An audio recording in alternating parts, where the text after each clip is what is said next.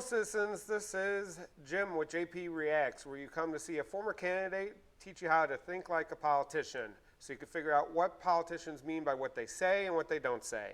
Today we're going to listen to a video from the CNN town hall with President Biden, and specifically we're going to listen to a clip about reopening of schools amid the COVID pandemic. So if you're interested in that, stick around after this.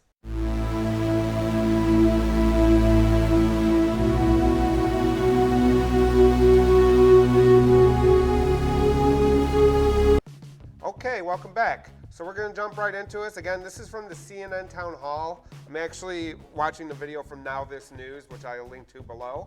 But basically, this is the town hall that President Biden had a little bit over a week ago. And this specific question is about returning to school for COVID. So let's listen to it and see how it's going.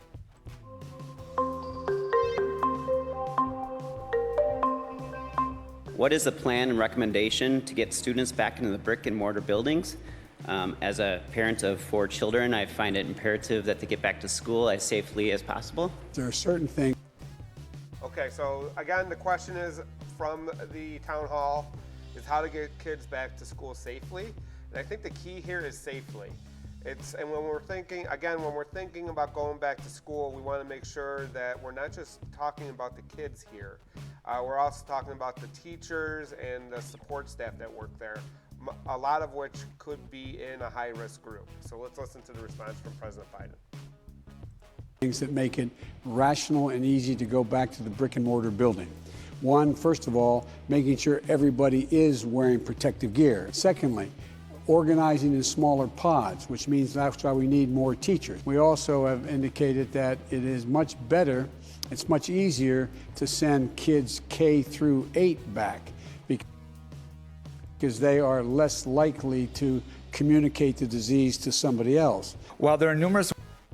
Okay, so the main thrust of that was making sure that kids, teachers, and support staff all have the correct protective gear, meaning masks, separators, like plastic separators, all those good stuff. Again, and then making them, when he said smaller pods, he basically means smaller classes. So there's more, because obviously if you pack kids in together, there's not going to be able to be social distancing, right? So when he says that, that's what he means by smaller pods. And obviously, if you're going to do that, you need more teachers. And then, basically, the last point there was the K through 8 seem to be the best because they're younger and they seem to, at least currently, seem to be transmitting the disease at a much lower rate than other populations. So let's see what we're doing here. Warnings not to be in large groups or to have dinner parties or small parties. Why is it okay to put students and teachers in close proximity to each other for an entire day, day after day? It's about needing to... Okay, so that question is key as well.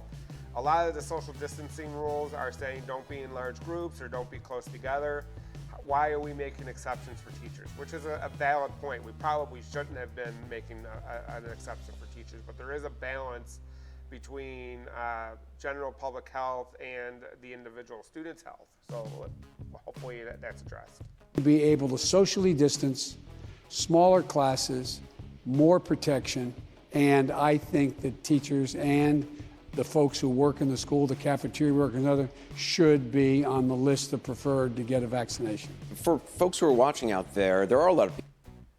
So his answer was smaller classes, again, like we talked about in the first part, and then making the entire staff of a school a priority. I know a lot of states have made the entire school staff not one, like first line priority, but the second line after healthcare workers, which is a good first step, and it wasn't just limited to teachers, because obviously everybody in those schools are subject to being in contact with kids on a daily basis.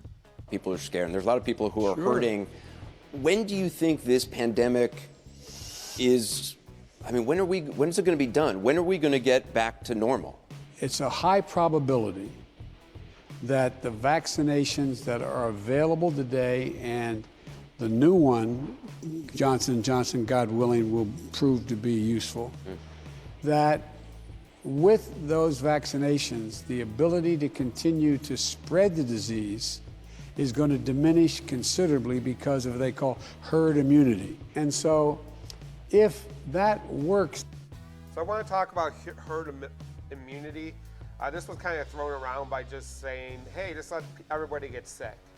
That's not what he means here. He means by when we're talking in vaccinations, you surround sick people with vaccinated people. That limits the spread and limits the ability for the virus to get to more people. So you need a certain percentage surrounding every individual sick person.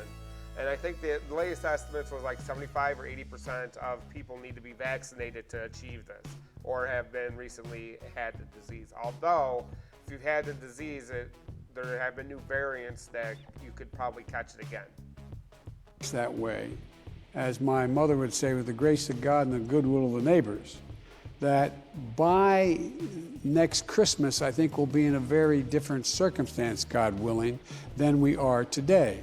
I think a year from now, when it's 22 below zero here, a year from now, I think that there'll be significantly fewer people having to be socially distanced, have to wear masks, etc. But we don't know.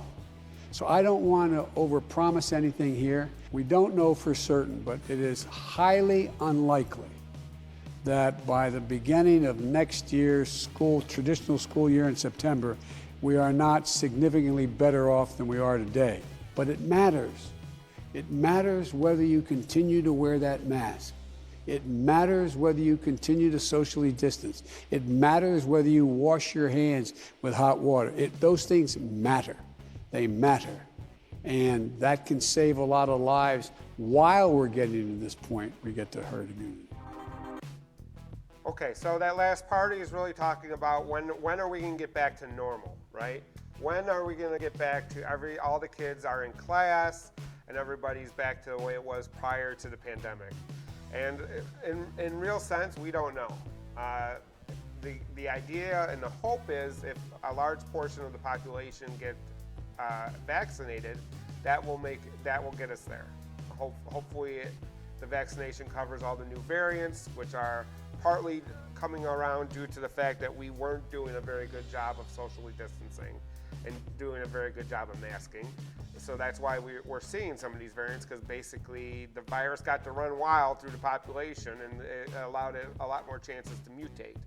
But basically, I think the goal and the idea is that by the end of this year, beginning of next year, hopefully enough people have been vaccinated, not just here in the United States but around the world, that we can get back to a somewhat normal state, which means everybody back in school, everybody able to travel, do everything, go to work like normal, whatever it is that we would do. A lot of stuff is going to be changed permanently. There's no way around that.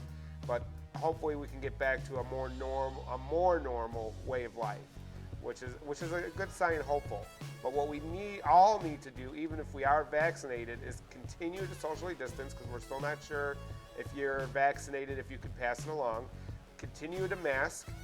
The current guidelines are you could probably get away with one mask if you're in a pretty open area where there's not a lot of people, but if you're in a highly crowded place, they're really recommending that you wear an N95 plus a cloth mask over the top of it to really help prevent the spread, especially if the new variants would seem to be a little bit more contagious than the older ones. And then obviously washing your hands and trying not to touch your face, especially around your nose and mouth, is going to be the key to moving forward. So hopefully this provided a little bit more insight on President Biden's plan. If it did, please like this video below. And in the comments, please tell me what you think is going to be the biggest hindrance to the plan of going back to school. Is it going to be the smaller class sizes? Is it going to make sure everybody is masked up, or the vaccine plan? What do you think is, out of those three, which is going to be the hardest to achieve?